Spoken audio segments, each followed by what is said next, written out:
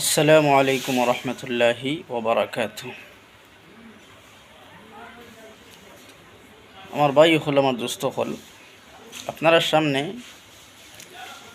আজকে উপস্থিত হয়েছি বড় দুঃখের সাথে। আর অন্তর বড় বাদ লাগছে।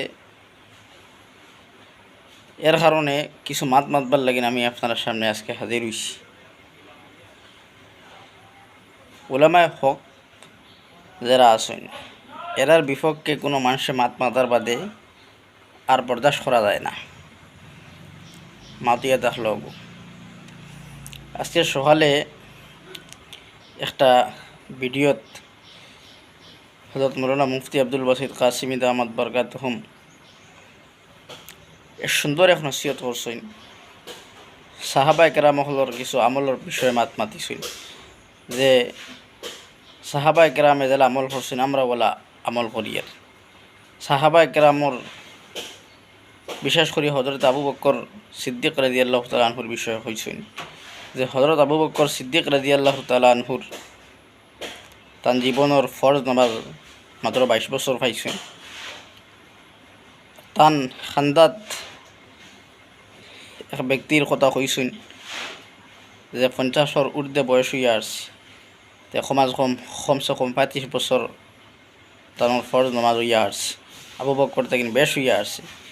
কিন্তু সাহাবায়ে কেরামহলর আমল, সাহাবায়ে কেরামহলর 2 রাকাত নমাজ আর সারা দুনিয়ার মানুষের যদি সারা জীবনের আমল যদি এক পাল্লাত তোলা যায়, তে সাহাবায়ে কেরামহলর 2 রাকাত নামাজর সমান হইতো না।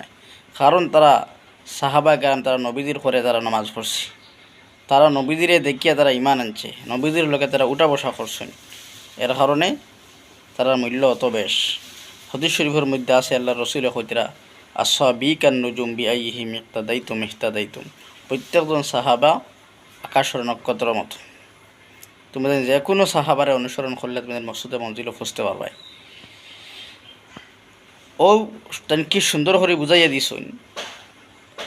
কিন্তু আমি আপনার সামনে এই ভিডিওত কয়টা কমেন্ট আমি দিমু, আপনারা দেখবা যে কিছু আপনার কুলাঙ্গার হলে অত বড় একজন উলামায়ে হক্কানি তথা দারুল উলুম দেওবন্দর ফারিক তথা মুফতি তথা অত্যন্ত ভালো মানুষ, অত্যন্ত বড় মানুষ, অত বড় এক আলিম রে আপনার কিছু কুলঙ্গার হলে কমেন্টত এটা বক্তব্য দিছেন। আমার বরদাস্ত করতে না কারণে ভিডিও বানাইতে বাধ্য হইছি। আমি এই কুলাঙ্গার হলরে হইয়ার তোমরা অতি সত্য তওবা করো, অতি সত্য তওবা করো। হাদিস শরীফের মধ্যে আইছে ইহানাতুল উলামা কুফরুন। যদি কোনো মানুষে আলিমহলর এহানত করে উলামা হলর এই মাসে কুফরি গুনাহ করে, আর কুফরি গুনাহ করলে মানুষের আমল যায় হয়ে যায়, বরবাদ হয়ে যায়।